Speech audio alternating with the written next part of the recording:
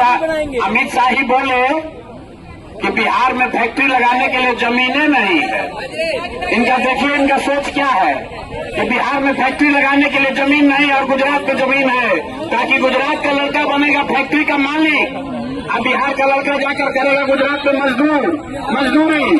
तो भैया बिहार के लड़कों को मंजूर है? कई वो अमित शाह आएंगे और जाएंगे, बिहार के लड़के अभी इस बात पर तैयार नहीं, अभी तक विकल्प नहीं था, इसलिए मजबूरी में लोगों को वोट देना पड़ता था। अब विकल्प मिल गया है, जन स्वराज का विकल्प है। हर हालत में बिहार में नई व्यवस्था बनेगी और जो लड़के गुजरात में, तमिलनाडु में जाकर मजदूरी कर रहे हैं, वही लड़के बिहार वापस आएंगे, फैक्ट्री लगाएंगे भी और चलाएंगे भी। जो राजद के लोग हैं, राजद के जो लोग हैं, वो बड़ा बड़ा वादा कर रहा है। कोई ये नहीं पूछ रहा है कि भाई 15 साल तक आपके माँ बाप यहाँ पर मुख्यमंत्री थे, राजद की सरकार थी, तो बिहार का इतना दुर्दशा क्यों किया, इतना चोरी किया कि आदमी का बात तो छोड़िए, जानवर का भी चारा खा गया। और वो आदमी, वो दल अभी कह रहा है कि हम बिहार में आएंगे तो सब सुधार कर देंगे। तो भाई 15 साल में क्यों नहीं किए? इसीलिए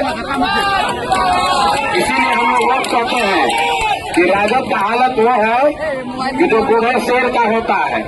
बूढ़ा शेर का कहानी सुने है ना? बूढ़ा शेर जब बूढ़ा हो जाता है, शिकार नहीं कर सकता है, तो सोने का कंगन लेके बैठता है, ताकि कोई रास्ता चलता हुआ आदमी कंगन के लालच में आए तो उसको पकड़ के खाएंगे। तो ये राजद वाले जो है, ये जंगल राज वाले नेता, ये चाहते हैं बड़ा बड़ा वादा करके कि जनता फिर भ्रम में पड़ के किसी तरह हम लोग को वोट दे, तो फिर हम लोग अपहरण, रंगदारी, गुंडागर्दी जो पहले करते थे वही चालू करेंगे। इसलिए राजद को कोई वोट देने वाला नहीं है। लड़ाई जो है वो नीतीश भाजपा की, एनडीए और जन स्वराज के बीच में है। नीतीश भाजपा के भ्रष्टाचार से, इनके नीतियों से जो बिहार के लोगों का नुकसान हुआ है, बिहार के बच्चे जो बाहर जाकर 10-12 हजार रुपए में मजदूरी करने के लिए मजबूर है, उसको बदलने के लिए हर हालत में नीतीश और भाजपा एनडीए को हराइए, नई व्यवस्था जन स्वराज की बनाइए, तभी आपके बच्चों के लिए पढ़ाई रोजगार होगा। हमें 30 वर्ष से नीतीश चाचा जैसे चला रहे हैं ऐसे ही चलता रहेगा।